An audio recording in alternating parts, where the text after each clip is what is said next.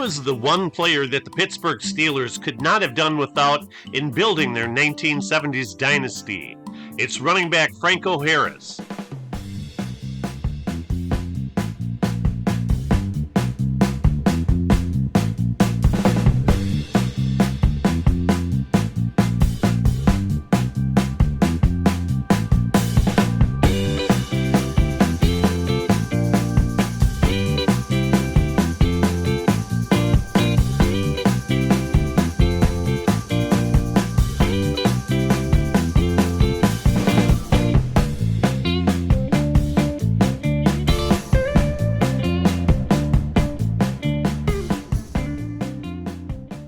In 1972, Three Rivers Stadium in Pittsburgh welcomed rookie running back Franco Harris. The Steelers drafted him 13th overall, and he was the first running back selected in the 1972 draft out of Penn State.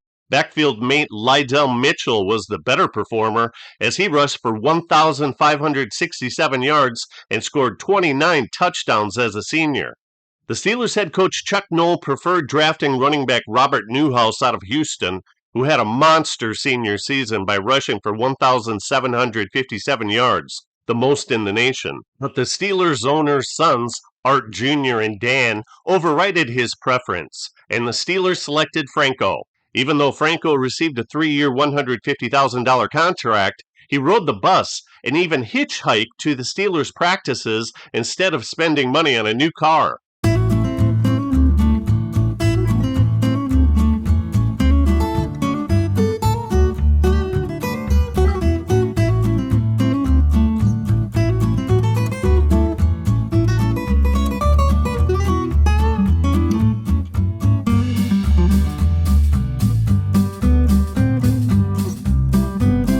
All footage is taken from the 1972 season.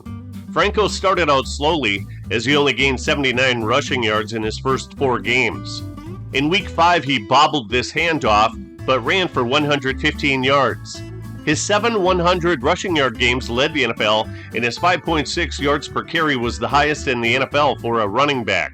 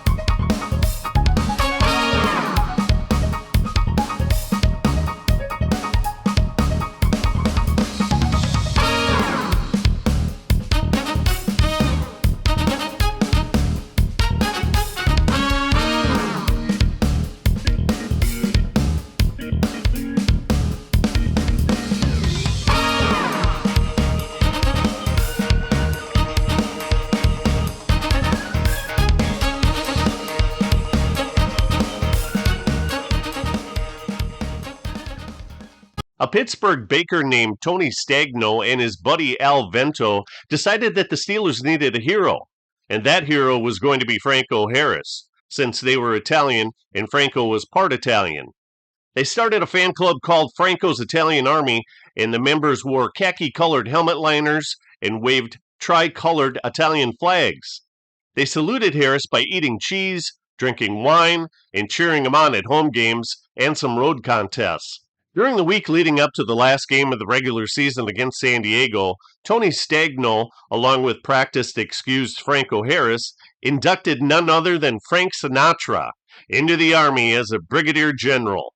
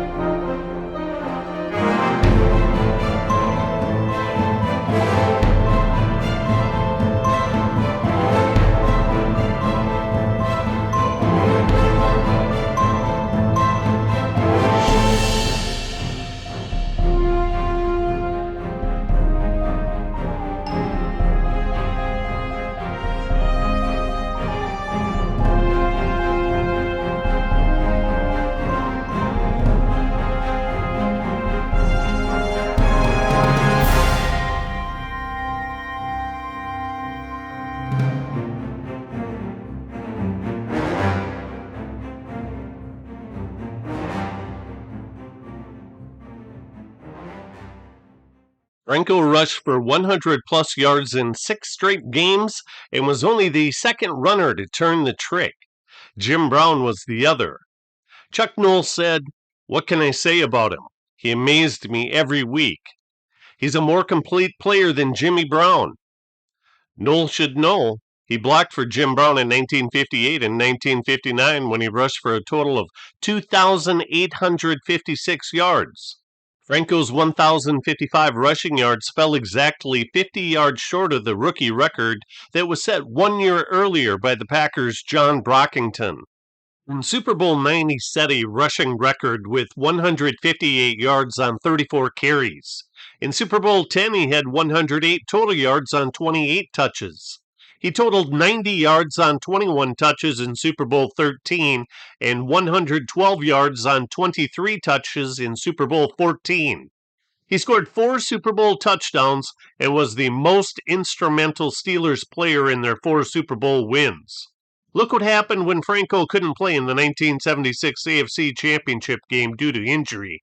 Some fans might say, isn't Bradshaw the player who is to be deemed the most indispensable Steeler? I think that the answer is an emphatic no. Bradshaw struggled mightily during his first 5 seasons when he only threw 48 touchdown passes against 79 interceptions. He only completed 48% of his passes in those 5 years, and he only started 7 of 14 regular season games in 1974, their first Super Bowl winning season.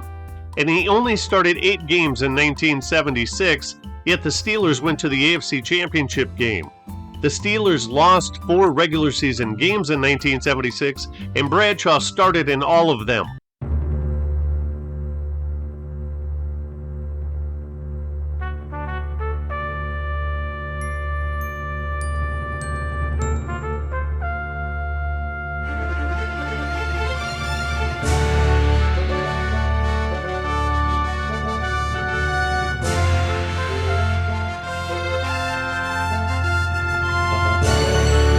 Winning makes players smile, and in 1974, 3 Steelers quarterbacks shared in that winning. Jefferson Street Joe Gilliam started 6 games before being benched for Bradshaw, then Bradshaw was benched for Terry Hanratty, then Hanratty was benched for Terry Bradshaw. Between the 3 of them, they only completed 43% of their passes. In the Super Bowl, Bradshaw only completed 9 passes for 96 yards with 2 sacks. How about wide receiver Lynn Swann, the Super Bowl X MVP, or wide receiver John Stallworth? Take away either one and you're still left with a Hall of Famer. How about Mean Joe Green?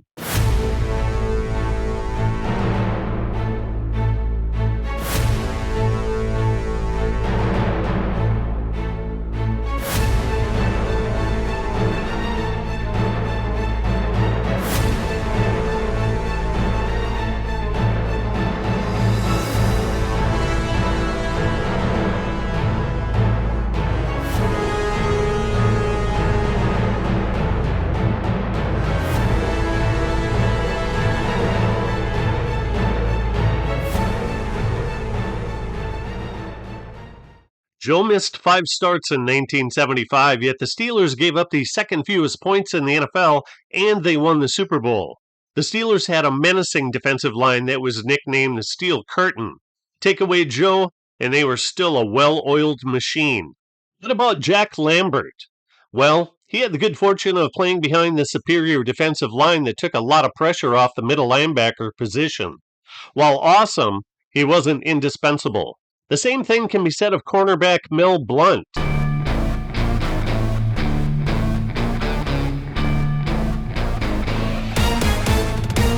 Any one of the defenders' omission wouldn't have adversely affected the defense's success that much because of the overall immense talent level of the group as a whole.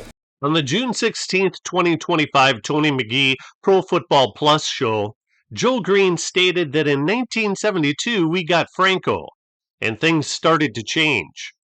Franco would be the first man at practice and the last one to leave. Franco Harris was the foundation of which the 1970s Steelers dynasty was based upon.